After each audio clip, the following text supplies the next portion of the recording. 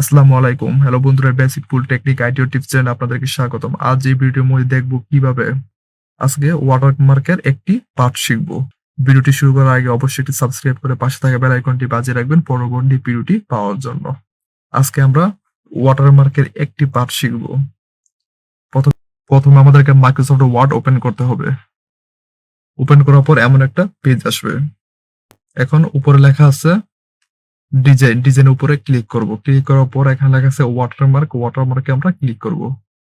এখন আমরা একটি পার্ট শিখবো, সেই পার্টটি হলো কিভাবে এখানে অনেক ধরনের টেমপ্লেট দেওয়া আছে। এখান থেকে অনেক ধরনের বিভিন্ন নামের টেমপ্লেট দেওয়া আছে। এখন আমরা চাই আমাদের নিজের নামে অথবা আমাদের কোম্পানির নামে একটি টেমপ্লেট তৈরি করার জন্য নামে অথবা আমাদের কোম্পানির নামে একটি ওয়াটারমার্ক থাকবে।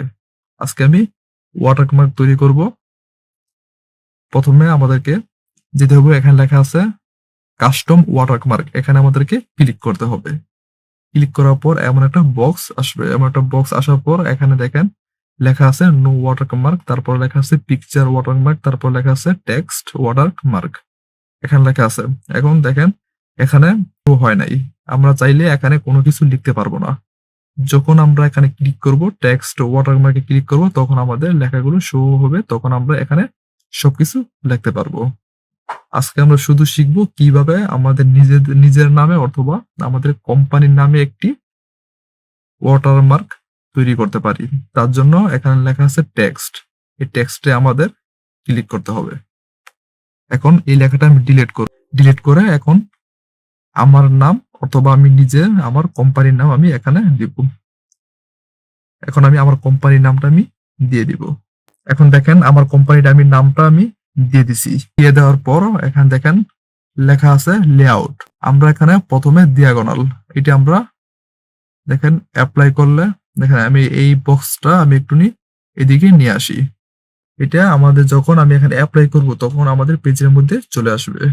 দেখেন আমি এখানে অ্যাপ্লাই ক্লিক করি, দেখেন আমাদের বেসিক টুল টেকনিক আইটিও টিপস, এটা আমাদের পেজের মধ্যে নামটা ওয়াটারমার্ক হিসাবে চলে আসছে। এখন আমি হরিজন্টাল এটার মধ্যে আমি ক্লিক করব। ক্লিক করার পর দেখেন আমি এটা ক্লিক করব। ক্লিক করার পর আমি অ্যাপ্লাই করব। দেখেন আমাদের লেখাটা সমানভাবে চলে আসছে, ওয়াটারমার্কটা সমানভাবে চলে আসছে। আমরা চাইলে পেজের মধ্যে অনেক কিছু আমরা লিখতে পারবো। এখন আমি diagonal এটা আমি ক্লিক করে আমি ওকে করব।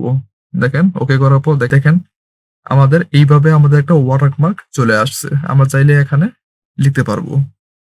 এখানে আমি এই লেখাটা লিখছি, আমি এই লেখাটা একটু বড় করব। বড় করার জন্য মাউস রাইট বাটন ক্লিক করতে হবে। মাউস রাইট বাটন ক্লিক করার পর এখানে লেখা আছে ফন্ট সাইজ, এখানে আমাদেরকে ক্লিক করতে হবে।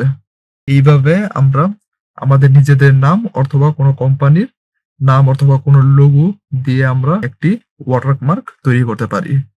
ভিডিওটি ভালো লাগলে অবশ্যই লাইক, কমেন্টস এন্ড সাবস্ক্রাইব করে আমাদের পাশে থাকবেন। আবার দেখা হবে পরবর্তী ভিডিওতে। সবাইকে ধন্যবাদ।